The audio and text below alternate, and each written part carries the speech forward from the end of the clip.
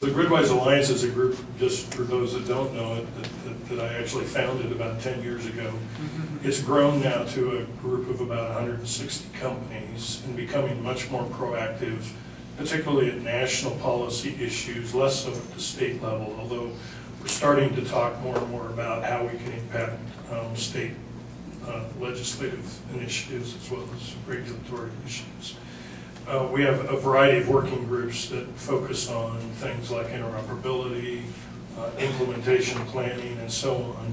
The goal is really to help share best practices across the industry. So while we're not developing templates, quote, per se, that we would hand to an Excel or a Tri-State and say, here's how you build your smart grid.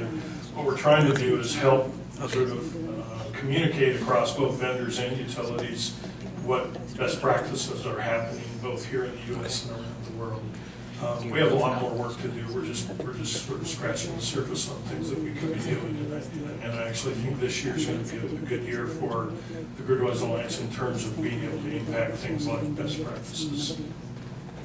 I was just going to say, the Gridwise Alliance has been in contact with the National Association of Regulating Utility Commissioners, doing a lot of presentations to us, and really helping state commissions not, jump the shark or do any really strange things at the state level, and try to get everybody fed into some of these national standard setting efforts.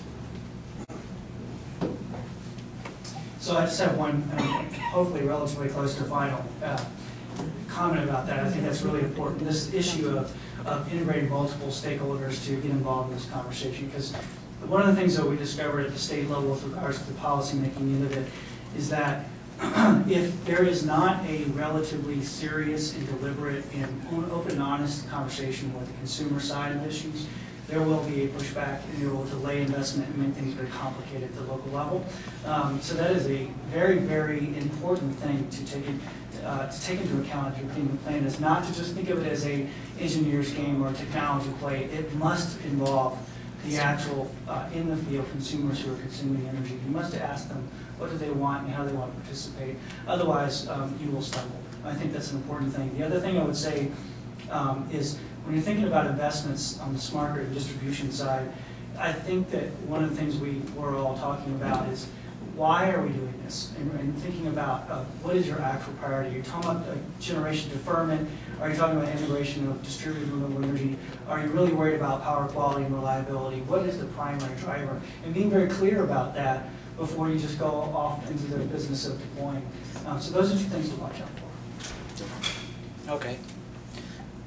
With that, what I'd like to do is I'd like to wind this up. Before I do wind up, I do want to say a few things and thank many of the people who have been involved with invVEST initiative. So one of the keynotes I have, so one of the last few things that I need to talk about is Ashok talked about smart meters at $25, $30 instead of $250 to $350. And a similar thought process happened about 10 years ago in the telecom industry when many of the developed countries had said many of the CDOT implementations, with I think Ashok was involved also with Sam Petroda, was that's not doable.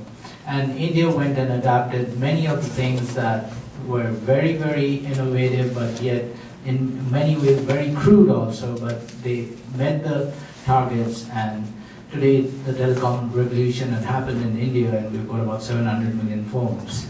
That's the kind of challenge we need to start thinking about. So I'm pretty interested to see that Sam now is the chairman of India's Smart Grid Task Force, and we need to see from US universities and institutions and research what happens if it's a high volume, low price, limited functionality smart grids.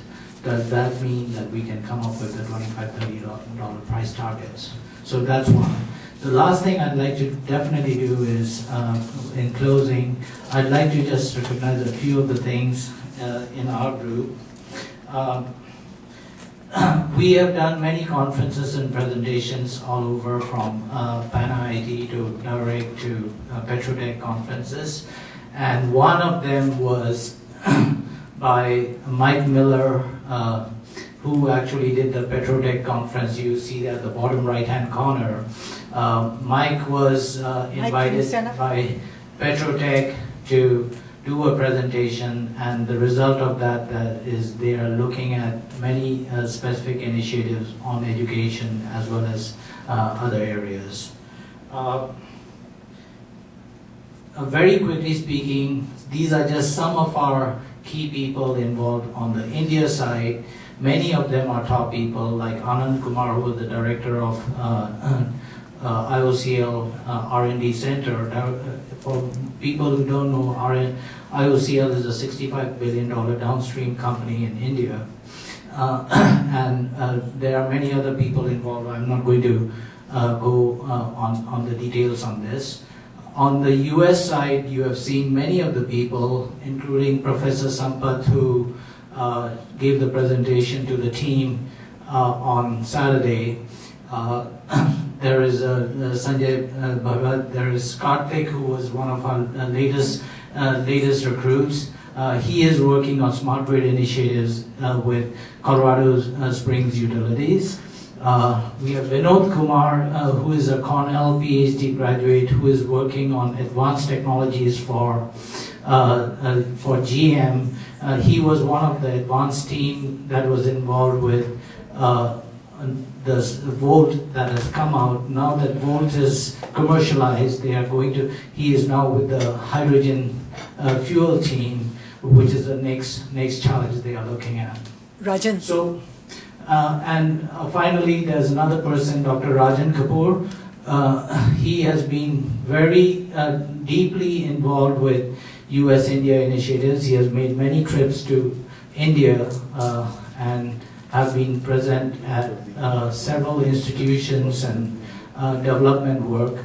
And the whole thought process of invVEST is because we have got passionate people like this who are volunteering their time, where we can bring in specific expertise in specific areas. As we said in one of my presentations, that there is no one single solution. It's a portfolio of solutions we need, and coal and oil and gas, all these are part of the solution. With that, I'd like to kind of wind up the session. We thank you very much for the panel session. If you can give them a big hand.